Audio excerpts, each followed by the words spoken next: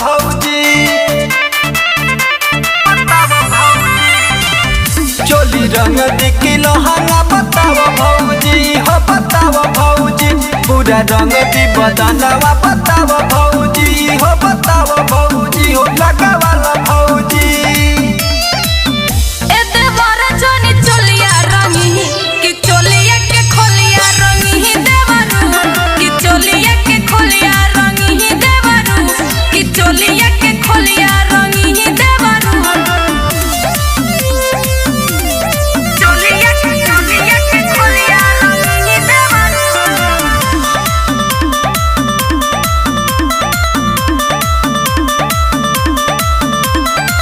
चोली में रंग डाली कहाँ कहाँ कहाँ कहाँ देवर तोहार मन जहाँ जहाँ जहाँ जहाँ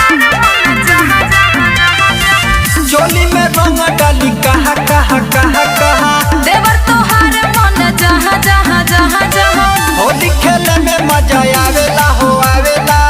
होली पड़ा मन भावेला हो भावेला ए देवर जनी चोलिया रंगी के चोलिया के खोलिया रंगी देवरू की चोलिया के खोलिया रंगी देवरू की चोलिया के खोलिया रंगी देवरू चोलिया के खोलिया रंगी देवरू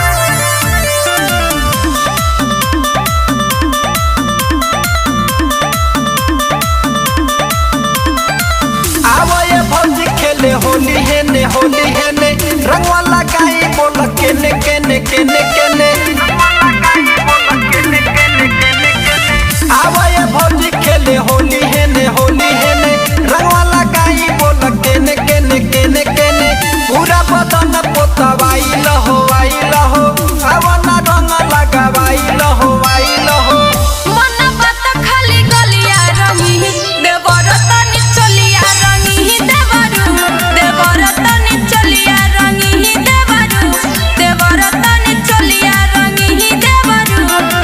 mix by Raj recording studio गडोरा।